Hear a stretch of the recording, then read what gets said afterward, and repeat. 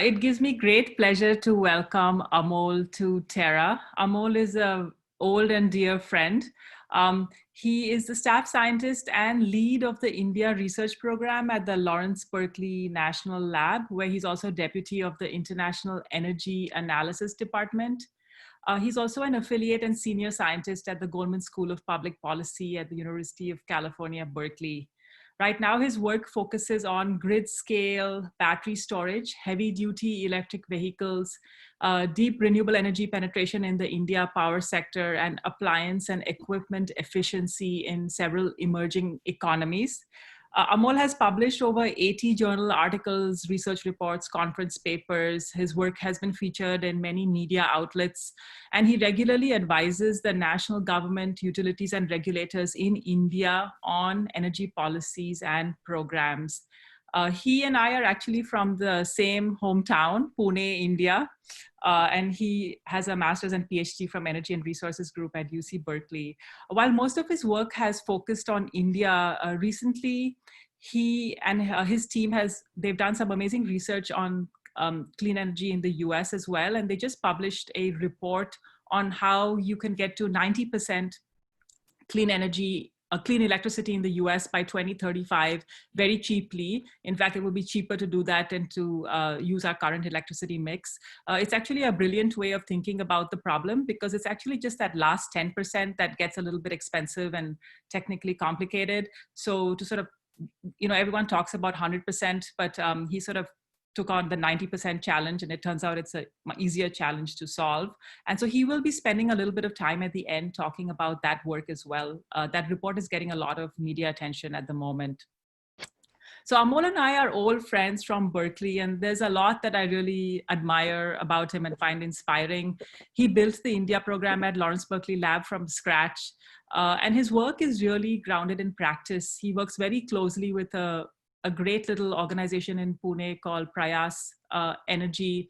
They do some really important work around clean energy research and advocacy in India. He also trains electricity sector regulators and senior government officials in India all the time. And he has a sort of classic line that I think sums up his entire attitude towards life, which is "Load nahi lene ka," which translates loosely as "don't sweat it." So with that, again, Amol, we're very happy to have you, and I'm going to hand over to you. All right. It's very exciting to be here. Thanks, Kamal and Nini, for inviting me. And I'm really excited to talk to you guys. We need a lot more folks to work on climate change and climate change mitigation. So I'm really encouraged to see so many faces who are really interested in this. So anything I can do to help. That topic is not that difficult. Any kind of committed, interested people can make great contributions. So, so I think with that, I'm just going to kind of run through a few slides focused on kind of clean energy opportunities in India, but then also talk about some of the recent work we have done in the US. I will probably finish this in 20 minutes or 25 minutes and then have more time for questions. Is that approximately what? All right, perfect. Okay.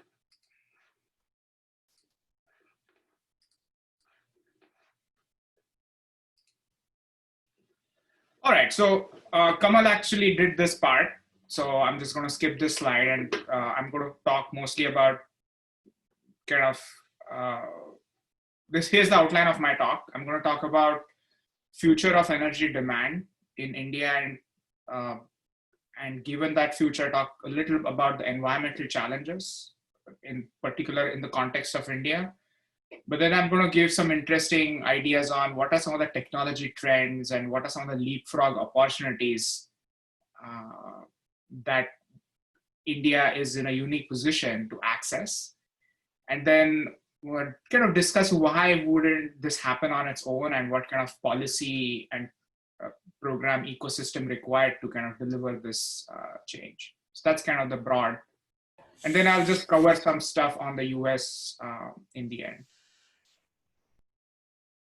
So just to kind of get us started, this is a big picture overview of the current energy scene in India. mostly the energy demand is met by coal and oil, which is inconsistent with what we need to do for climate. At the same time, India's per capita energy consumption is like 1/3 or 1/5 of the world average. So there's a lot of, in itself, you could make the argument that it's not really contributing majorly to climate change, but it is poised to. In terms of energy use, most of the energy is used in industry, buildings, and transport. So those are kind of the three sectors in which the energy is used. And all of these sectors are growing pretty rapidly, which is kind of which is more about the future. And this is what I will cover next. So this is a picture probably taken somewhere outside, maybe in Mumbai, as you can see that Patil Juice Center, maybe in the summer. And you can see the number of air conditioners on that wall. It's pretty astounding. I'm more interested as what is being sold in that juice center than the air conditioners, but that apart. And why am I talking about the air conditioners is that air conditioners are a very interesting story. They consume about 100 times the power of a LED bulb, just to give you a scale estimate. So air conditioners consumes about 1.5 kilowatts or 1500 watts on peak power versus a light bulb. LED light bulbs consume about 10 watts. So it's important to understand what's happening to air conditioners to understand the energy story. So it's very interesting to look at, in terms of energy demand future of India, it's important to look at what happened in China, because India is kind of 20 to 30 years behind China in terms of economic, in terms of GDP. So what I'm showing on this figure, and I'm going to try to use my laser pointer, see if it works. Can you guys, I believe you see the laser pointer. All right. So what I'm doing here is the orange line is showing the room air conditioner penetration in urban China. And room air conditioner penetration in urban China was almost non-existent in the 1990s. And in the matter of about 15 years, it went from almost nothing to about 120 air conditioners per 100 households, which is a pretty dramatic growth. And India currently, I mean, I'm showing some old data, but India, the air conditioner penetration in India, in urban India, about 5 to 10%. So it is at that inflection point where our projections are that there are certain non-linear periods in a country's kind of energy demand growth, and that inflection point could be just around the corner for India. So if air conditioners grow, our projections that AC demand could alone be 150 gigawatts by 2030, 2035 in India. And just to give you a scale estimate, that is 3 times, just one appliance demand from India is double the peak demand of UK or triple the peak demand of California. So this stuff is pretty damn important. So the point I'm trying to make is that it's not certain that this will happen, but India is that interesting kind of growth and inflection point where the business as usual has significant consequences of how much infrastructure you build and how much kind of impact it has. And this is clearly shown in this kind of India-China comparison, just to kind of, so India-China kind of started in the 70s at the same point in terms of their electricity consumption, but as the economic growth really took off in China, industrial consumption and residential consumption just took off. And the difference now in India-China electricity consumption is 4x. So our hypothesis is that it's not clear whether India will follow this path, but if India does follow this path, and if it's all fossil-based, we should all buy a houseboat or something. I think we're done for climate if this happens. So it's really important to kind of understand what are some of the leapfrog opportunities that India can tap into. So fine, electricity demand is growing. So what's the problem? And I think I'm going to cover this material a little quickly because probably you guys are all aware of some of the key environmental challenges. But something people talk a lot about kind of global environmental challenges. But what's interesting is a story on air pollution, which is also pretty well known. But this is premature deaths due to air pollution in India. And there were about 600,000 to a million premature deaths because of air pollution in India. So that's like 9/11 every day. That's kind of the scale we're talking about, right? And as you can notice, most of the air pollution premature deaths are due to kind of residential biomass burning. So it's not really linked to the big users of, transport and coal. However, coal power plants still contributed to 83,000 premature deaths because of air pollution. That's pretty significant. So what is interesting is, okay, so China went through this growth story. What will happen to air pollution when India develops? It's interesting to look at what happened in China. What happened in China is that the air pollution sources, the death toll has kind of remained the same, close to 600,000 to a million premature deaths. The air pollution sources of underdevelopment were replaced by air pollution sources of development, meaning that industrial coal, transportation, power plant coal, especially transportation and industrial coal, is much, much higher in China. And of course, the residential kind of coal burning, there's a residential biomass burning is much smaller. So a BAU pathway will basically lead to kind of significant damages, significant air pollution challenges, which are already pretty severe. So one can do all these efforts on reducing the air pollution and biomass burning, but if the way energy produced and consumed is not changed, then we are still facing a significant public health crisis. And this picture is something that kind of, on climate change, this picture is something, I'm from Pune, and I have lots of cousins and relatives in Mumbai. This picture is something that really keeps me up at night. And this is not a 2100 picture where, yes, it's a distant future. This is 2050. And 2050 is pretty close. And this is a paper published in Nature Communications. On the left-hand side, there is the old estimate on what a sea level rise will do to Mumbai. And on the right-hand side is the new estimate published in Nature Communication. So this is the future we cannot, and this is for a BAU growth in emissions if no drastic action is taken. So India not only has to kind of chart a different trajectory, but it also needs to make a concerted effort to influence the global conversation on climate change. Because this is something that it just cannot afford to happen. There's no way you can mitigate such a flooding or build seawalls around it. So and the political climate is not very encouraging. So given this context, like why should we still be talking about this? Why are we still hopeful?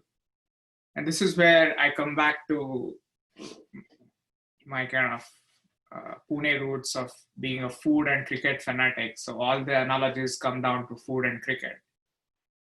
So I don't know how many of you follow cricket, but my favorite batsman, he was the master of timing. And he said, timing is everything in life. Like you don't have to work too hard or take too much load if you get the timing right.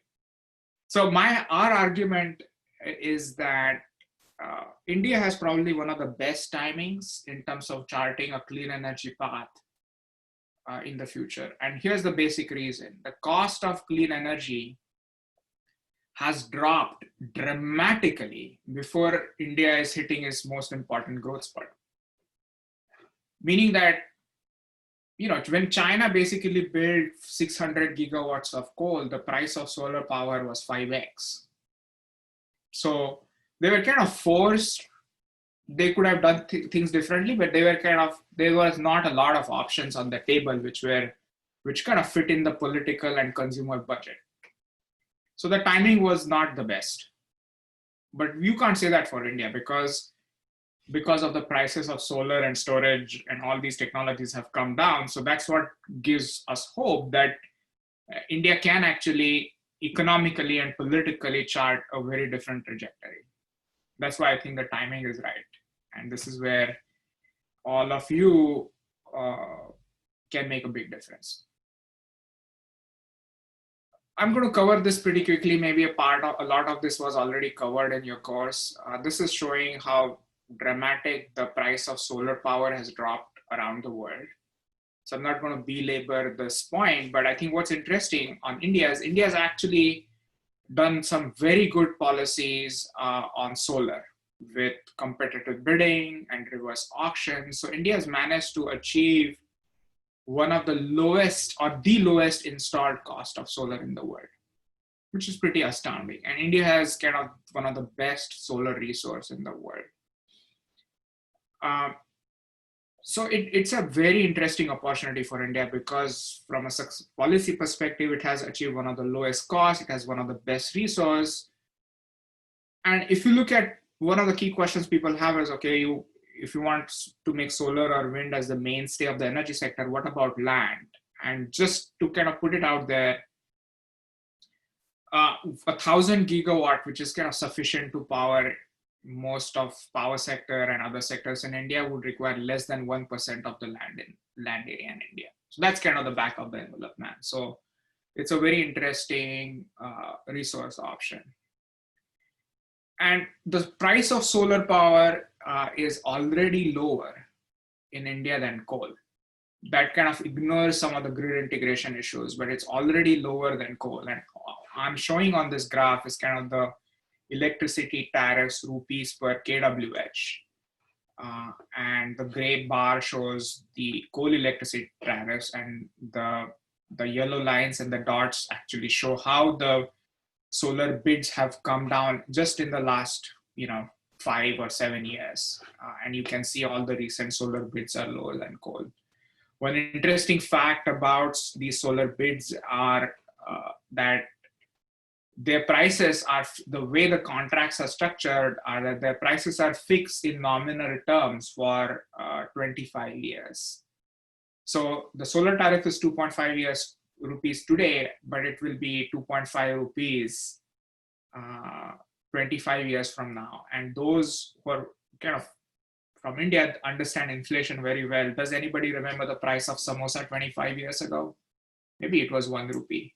So think about solar power being offered at 2.5 rupees 10 years from now, or 15 years from now, or 20 years from now. I think it's a very big game changer and that's the reason why it's happening is that all costs are fixed. There's no running cost for solar. So when the investor make the investments, they can lock in a price for the future unless if they get kind of fixed interest rates, and that's how the contracts are being structured. The other big game changer. So one of the questions people ask is, okay, solar is fine during the day, but what about if you need power in the night? This will still need all these coal plants because solar doesn't deliver in the night. And this is where the other big revolution. So there is the renewable energy price drop. But what's happening is the prices of battery storage has also dropped dramatically since 2010. So prices have dropped. I mean, the latest price is even lower. It's $156 per kWh. I'm showing the kind of price of battery storage in dollars per kWh. It went from about $1,000 per kWh. Now the latest number is $156 per kWh. So that's a pretty dramatic decline. And it kind of completely changes the game for both power and transport. So what's happening really is that the large scale solar plus renewables plus storage is really questioning the economics of coal power or gas power in all around the world. And this is what I'm showing with some news clips and stuff. I'm not going to belabor the point, but there are large gigawatt scale solar plus storage projects being developed and implemented all around the world. So this is very interesting. So our hypothesis is that new fossil-based investments are actually not cost effective. If you consider this whole angle about inflation, solar plus storage being kind of cost effective for offering the same price in the next 25 years. And we have done some work in India which shows why solar plus storage outbids coal. And this is a slightly complicated graph. I'll try to explain as much as I can. So here is what's really happening in the power sector is that solar has become the cheapest source of power during daytime. It's already kind of 20-30% lower than coal.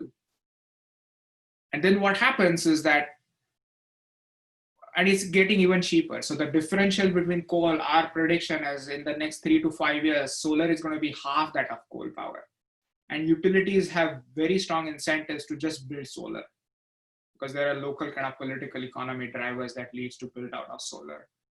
But then what happens is that if solar is providing power during the day, then coal plants only operate during evening and nighttime. And so they have much lower utilization that raises their costs. So combining solar plus storage actually offers a more cost-effective option to those investments. And what we are showing is that about 100 gigawatt of coal in the pipeline in India is not cost-effective. And that 100 gigawatt is kind of equivalent to an investment of about $150 billion.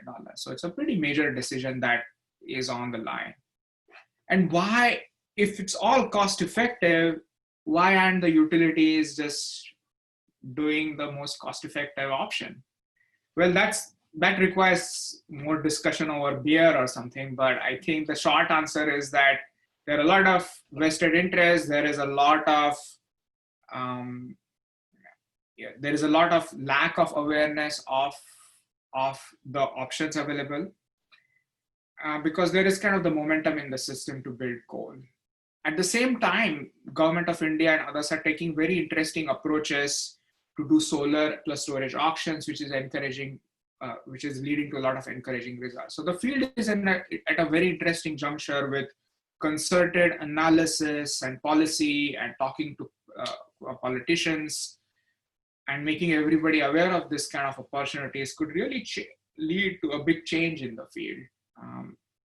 That's kind of the point of this. And this story is actually true, could play out all around the world. There are about more than 500 gigawatts of power plants worth $1 trillion in pipeline all around the world, which we believe are inconsistent from an environmental perspective, because if they get built, we don't stand chance on climate, but they are also inconsistent from an economic perspective. And this is where things have become very interesting. The other thing that is very exciting, again, driven by storage, is the revolution that's happening in transport. So this is on the left-hand side, I'm showing a cover from The Economist magazine. It's not really The Wired, or it's not really a technology magazine. It's not going to make very fancy or progressive technology prediction. But even that magazine is showing a picture of an internal combustion engine as a roadkill, meaning that they have argued that the future is bleak with the right policies for internal combustion engines on what's happening with electric vehicles. And this is the picture that I'm showing that of Tesla Semi that is supposed to come next year. It's an all-electric 80,000 pound, 500-mile range electric truck that if you have $20,000 on your credit card, you can book today for a price about $180,000. And that's all kind of future, but I also want to share with you what happened in China on, say, electric buses. Electric bus sales in China went from 1,000 electric buses in 2011 to a complete market transformation of selling over 100,000 electric buses a year. Most sales of new buses in China are electric. So the market flipped on buses to electric very, very fast. And major automakers are also responding to the opportunities, dramatic changes or the new opportunities in electric vehicles. So this picture just shows like all the major automakers have major plans to launch electric vehicles. A lot of it is prompted by policy, and I'll kind of go into the policy aspect later, but they're not just acting alone. Of course, there's commercial interest, but it's also prompted by policy. And why is this particularly interesting to India? Well, why electrification of transport is particularly interesting to India, because India imports most of its oil. By our own projections or Government of India projections, India will import more than 90% of its oil by 2030.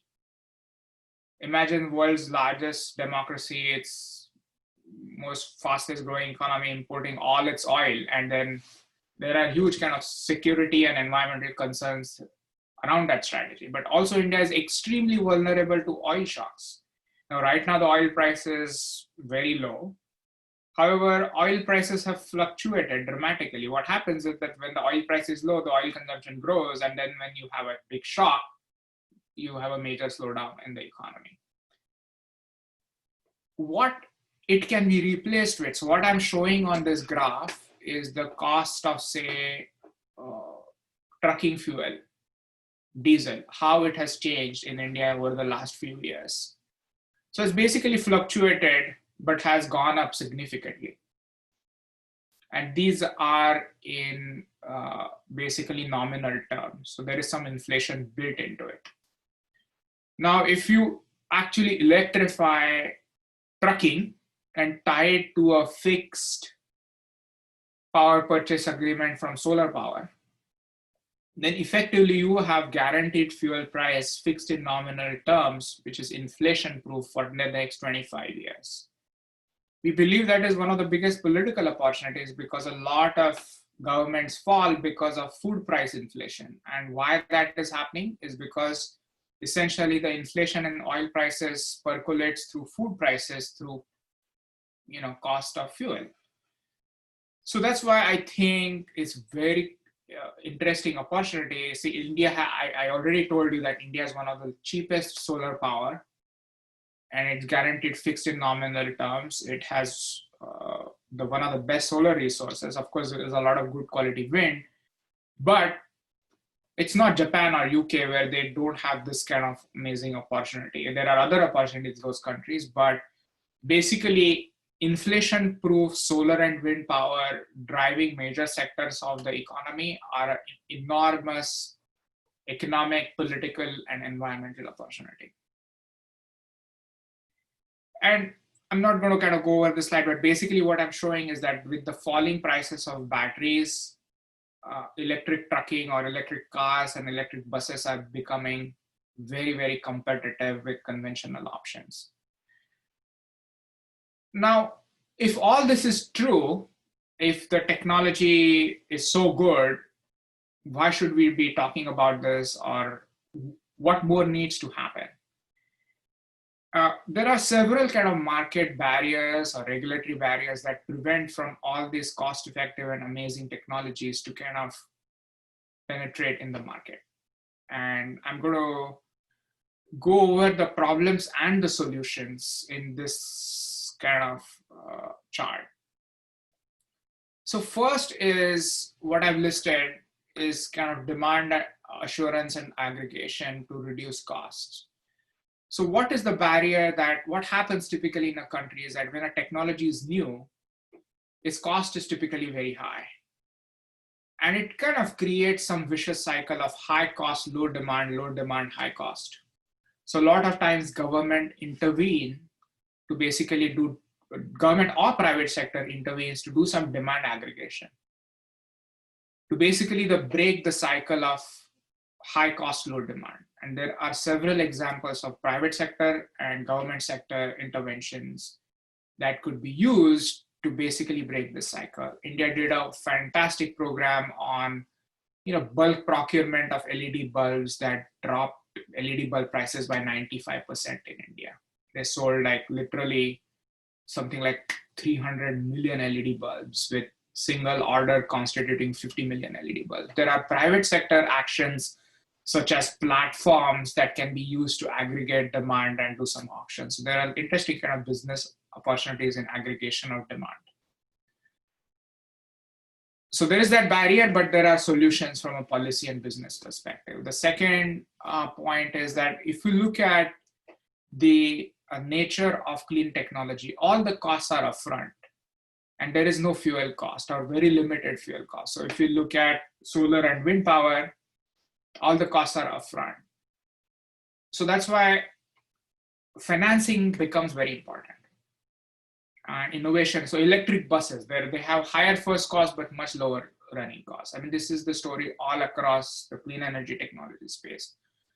So in government incentives to kind of address some of the first cost barriers to kickstart the market, as well as private sector innovative financing solutions which are linked to performance of the technology, which is the big innovation that is possible. Now, one of the key barriers in financing was that it's hard to kind of micro target and measure technology performance. But with information technology, you could do a lot of innovation in understanding or collecting all the data on the micro performance of massive deployment and do financing based on that.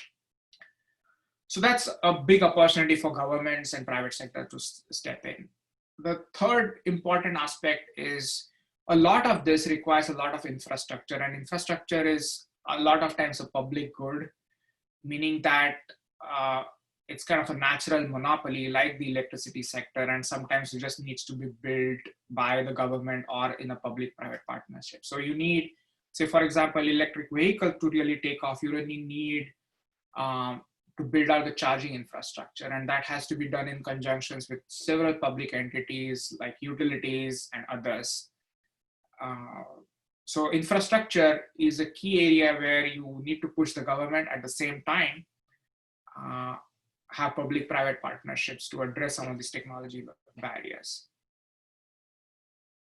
Prudent public investments considering technological change. Well, energy sector is dominated by public sector investments, or its significant share of investments in the energy sector are not free market. So the State Bank of India or the Bank of China, or all these major banks, which are essentially public banks, are investing in fossil technology as well. And the question is, if those investments go bad, they typically don't have a hard budget constraint that's basically borne by the taxpayer. So it's very important that one works with the policymakers and the financial institutions, especially in the public sector, to work on these clean energy opportunities or improve transparency of investments in fossil, because we don't believe that a lot of times those are risky and are going to turn out to be standard. The flexibility with trading is kind of a nerdy point. I will skip over that because I want to keep a point for questions. But there is, so the bottom line kind of here, I don't know why my slides are,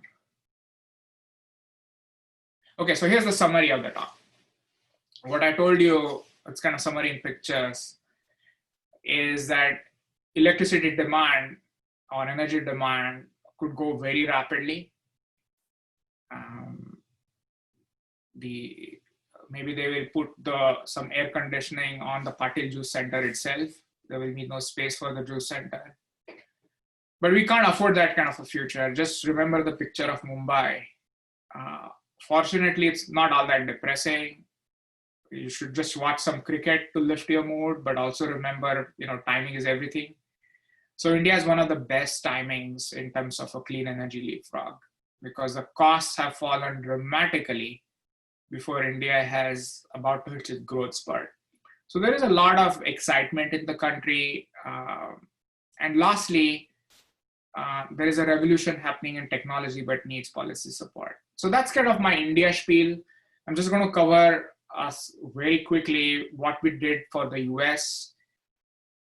We basically done an analysis of what it would take to provide 90% clean electricity in the US, say by 2035. And what prompted this analysis was that most people were looking at 2050, which they call the mid-century strategy, and a lot of discussion and debate on that. And I had a joke on that. And I think it sometimes provides a greenwashing.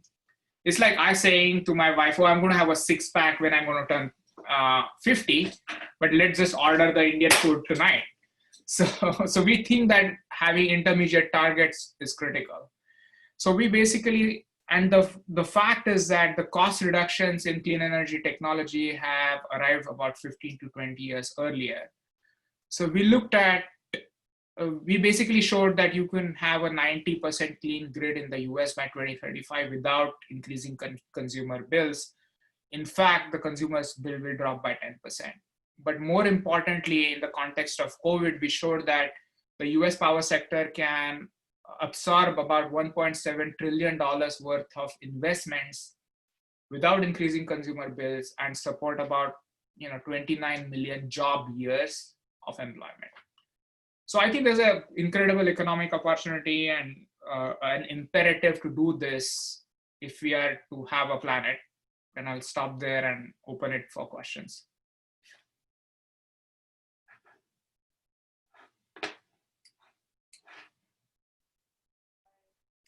Thank you so much for that, Amol. That was just very comprehensive and memorable with all the visuals and metaphors that you threw in there. So there's been a lot of questions coming in through the Slack already.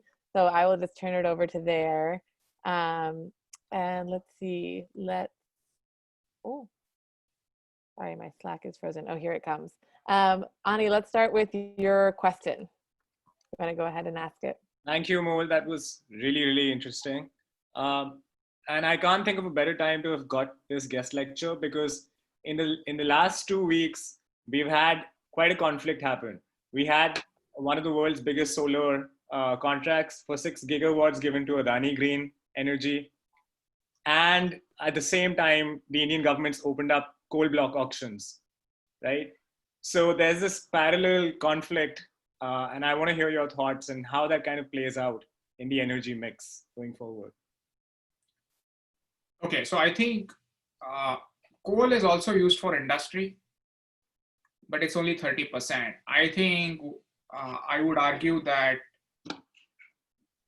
one has to really seriously assess whether you need to open up new mines. And because our view is that the technology on solar plus storage is changing so rapidly that if I were to take my best guess is that all those investments may become stranded. And now the question is, from a political perspective, there is imperatives of job creation and keeping some economic activity going. But I would argue that solar and wind investments offer similar opportunities as well. So there is money to be made in both. But I think this is where creating more and more awareness and some pressure is important. Like, it's not very well known that coal is no longer cost effective or unlikely to be cost effective. And just sort of relatedly, a question just came in from one of our learners in the Zoom chat. What are the set of incentives that are being contemplated to offboard coal? Zubair, if you want to clarify that in any way, I just saw it in the Zoom chat and it just seems relevant to the topic we're on before we move on to another question. Is that accurate? Accurate. Yep. Okay. Yep. So the question is like, what kind of incentives are offered to promote coal or transition out of coal? Transition out of coal. I would say that, look, there are no big incentives. However, I think government of India has, at least to their credit, have been very aggressive on solar and wind and storage. They are currently pursuing kind of all of the above strategy, right? We want to do solar plus storage and wind, but also kind of keep the options open for coal, which is much better than just doing coal. Because now what you have in India is evidence that solar is cheap and can be done at scale. So what needs to really happen is bring several stakeholders and government to a point, through, of course, discussion and debate, and prove that coal doesn't have a lot of future. But it needs more work, right? One has to actually show from an economic and technical perspective, which we are beginning to do, that coal has very limited future. So currently there are no incentives, but there is significant policy action to promote solar and storage. Yeah, thanks for that. And Ryan, sorry, I missed your question above Ani's in the Slack, but do you want to go ahead and ask that one? That seems like a good follow-up. Sure, yeah. There wasn't as much discussion of nuclear, but personally, I was really excited by the announcement last fall of planning 20 gigawatts of nuclear over the next decade. And nuclear is controversial, but I think kind of unique in that it's the only clean power we have that is also like good for baseload. So I'm curious what you think. I think that view needs to be updated, because what we are seeing is that solar, like renewables plus storage, is becoming competitive even for baseload. So India just conducted a very interesting auction called round the clock power auction for renewable and storage. So it's like 80% capacity factor, and the bids came in lower than coal. And it's like 1/3 that of nuclear. So I believe that nuclear strategy is more of a national security strategy than a power strategy. For power, I think nuclear, our view, my kind of personal view, is that whatever nuclear you have, given how tough the challenges on climate change, it makes sense to keep it. No, new nuclear makes absolute no sense. That's kind of my answer. Given, nuclear, there is, cost is 10 rupees, or cost have overrun. And when you have a round the clock solar plus storage options at, 1/4 the price or 1/3 the price, why would you do nuclear? Unless the nuclear somehow figures out how not to be too cheap to meter. So you think utility scale storage is here and scaled and ready? Yep. Okay. And I think I'm not just saying that this is my projection. There is about 70 gigawatts of renewable plus storage project in the US that are in the interconnection queue. And with this recent auction in India of round the clock, actually BNEF has a nice, the Bloomberg has a nice kind of summary of that auction. I would kind of just Google it and you will find it very interesting. Yeah, thanks. Yeah, thanks for that. Toro, let's go on to your question from the Slack. Sure, thanks. You've actually addressed the question that I had, which was around the challenges that is preventing India from leveraging the perfect timing. It seems like, we are, in fact, India is getting its renewable energy or clean energy story right to a great extent. So I'm really very curious to understand, what is your projection? How, in what time scale or time frame do you think India will have a significant milestone to project to the world? And secondly, what are the limitations of the clean energy for a country that really needs to kind of catch up with its economic development, job security, so on and so forth? Yeah, I would say that if you look at the global picture, India has actually done much better than most countries. That being said, it's not fully captured all the potential it has. So if you look at the solar mission, if you look at wind, if you look at storage, India is very progressive. At the same time, a lot more can be done. And in terms of, so it already has a lot to show to the world in terms of how much solar it has installed, how much it has, what amazing prices they have discovered. So it has a lot to show to the world. And I would say that it could be one of the first countries which finds it in its own interest to kind of transition away from fossil, because the timing is right, because they have not built all the fossil assets, right? China has built 600 gigawatts of more coal than India. That investment is done. It's like but India is yet to make those investments. So good progress, but a lot can be done. And just as a follow-up to that, just very curious, what are the limitations of clean energy? I think that there are three kind of limitations of any transition. There's a lot of employment in coal. And it kind of leads to kind of broader economic, trying the climate issue to a certain degree to environmental justice and economic justice issues. So the challenge is that, again, the transition could go in a way where it kind of ignores the cost to people, especially those employed in the conventional sectors.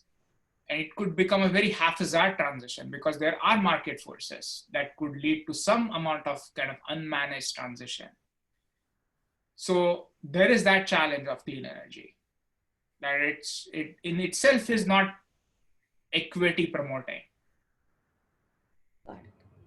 At the same time, the opportunity is to make the transition more just, more inclusive, and that is also critical for it to becoming at the top of the political agenda. Thank you so Something much. like Green New Deal concept in India needs to be explored as well. This is not just a technical issue. Got it. Yeah, great point. So let's see, Sai, do you want to go ahead and ask your question from the Slack? Sure. So, so electric mobility has brought a convergence of sorts on energy, mobility, and buildings, right? And you mentioned in the presentation as well, and there are early signs in India that electric mobility is primarily been increasing on the back of shared mobility, which reduces costs versus ICE vehicles. But how do you see this changing with the current pandemic, as shared mobility has taken a huge hit and electric buses and public transportation is a distant reality now? I think it's a significant challenge. At the same time, if you look at the oil consumption for transport, 50% is for trucking. So there will still be private cars, two-wheelers, and trucking. So shared mobility is important, but a minor sliver of the whole transportation oil consumption. So the trucking, electric trucking, cars, two-wheelers, three-wheelers are still ripe for electrification and using clean electricity. Yeah, so maybe just a reshuffling of focuses towards trucking and shipping and rather than public transit, but yeah. And also, I think typically it's not known that there's a lot of, India's appropriate electrification, let's focus on two and three-wheelers. The big fish, the big deal is buses and trucks. They constitute 60-70% of the oil consumption. One has to also focus on that, in addition to two and three-wheelers. Yeah, thanks for that. Sean, do you want to go ahead and ask your next question? Yes, thank you for all the good information. It's a really interesting talk. I was wondering, just because you have such a encyclopedic knowledge of what's happening in the marketplace, what is your forecast on green hydrogen versus electrification and batteries for heavy duty vehicles, marine and air transport industry, and seasonal storage? That's kind of like hard to decarbonize areas? I think my gut is that for transport, hydrogen is very tough. I think the batteries have won the battle. And I'll tell you 3 reasons why, even for heavy duty, right? Heavy duty, the main challenge was, maybe the battery is too heavy and the range is too limited. But our recent analysis shows that electric trucks with a 300-mile range can have weight parity, and a 500-mile range truck can also have weight parity with reduction in some kind of lightweighting. And the big benefit of batteries over hydrogen is that the backbone of the infrastructure is already there, meaning that you have the transmission networks and all that. You don't have to lay a huge new parallel network. So if you go to an investor and say, I need $100 billion to lay the hydrogen infrastructure for transport, that investor might go, but the battery price is falling like nobody's business. Why wouldn't my investment turn into junk in no time? So that's the answer on transport. On seasonal storage, I would argue that seasonal storage, you don't need it until 90% clean. That's what our analysis shows. Like, we have been fighting about that 6-pack when we are ordering Indian food. So I think we should think about the first 90%. And for that, you don't need seasonal storage. And here's the basic logic. Renewables are so cheap that you can just overbuild and curtail, meaning that you basically size your renewables for winter demand. And what if it curtails in the summer? It's fine because it's 2 cents or 3 cents. That's kind of, hydrogen is very important for industry, because if you look at mining, it's also a reduction reaction, meaning that hydrogen is also a reducing agent, but also can produce very high temperatures. So for industry, I would argue that hydrogen is critical. On power, if one focuses on the last 10%, hydrogen will play a very important role. But in the grand scheme of things, I would say transport, I don't think it makes sense, at least for trucking or like cars. On power, last 10%, it does make sense, but we can cross the bridge when we come to it. For industry, it makes a lot of sense. That's kind of my gut. Of course, more work needs to happen. Thank you. Yeah, thanks for that answer. That was very comprehensive. Liam, do you want to go ahead and ask your question from the Slack?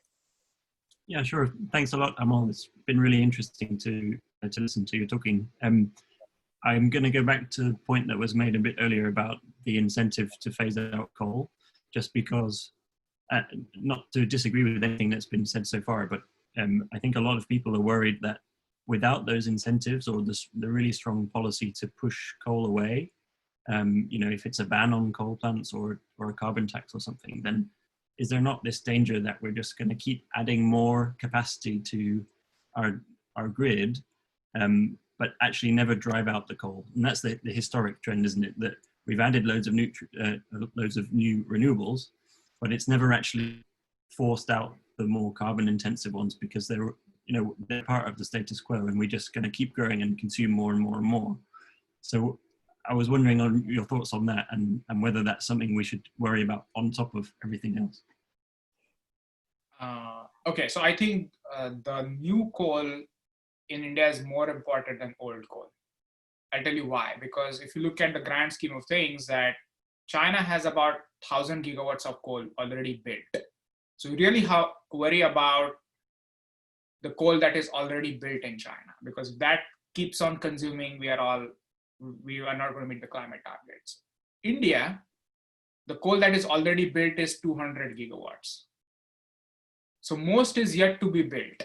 So I think one first needs to focus on new investments and make sure that there is prudent public sector practices, some incentives, political pressure, all of the above approach to kind of focus that new coal investments are not pursued vigorously. As far as the old coal investments are concerned, there is a lot of coal whose kind of just operating cost is lower than solar.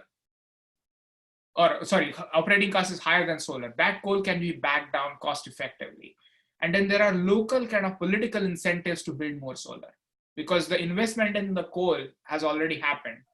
Solar provides new investments. So I think one has to push on kind of some incentives, some awareness, some pressure, some environmental concerns, some water concerns, all to kind of bring together to first focus on new coal. In addition, focus on existing coal. But I think this is what's interesting about India is that we think it's a big country and there's a lot of energy, but if you compare it to China or the US, it's the stuff that is yet to happen is of a more important decision than the stuff that has already happened. Not to say that one shouldn't get to it, but in terms of priorities. Yeah, thanks for that answer. Yeah, and I think you bring up a really good point about the country-specific approaches. Like, for sure, in the US and the UK, it's more important to limit energy demand and have some conversations around that, because there really is this reality of like, do we really need to consume so much energy? And especially, do we need to consume more when countries are consuming relatively so little per capita? So yeah, it's a good point on these like country-specific, where is the demand and where is the supply right now and where do we need to go?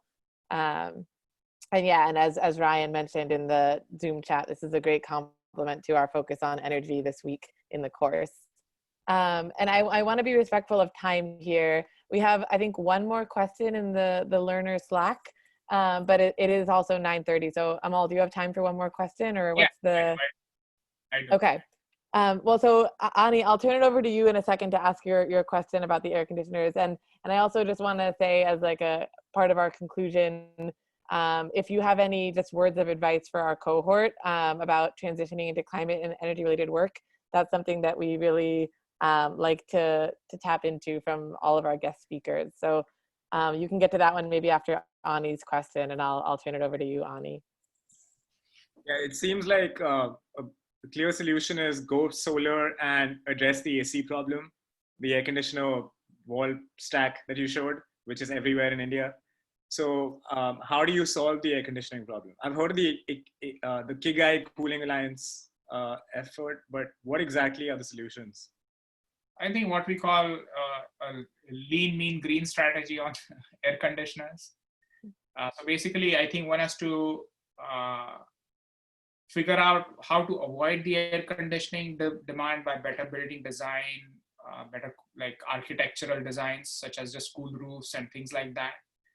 Then one has to focus on improving the efficiency of air conditioners.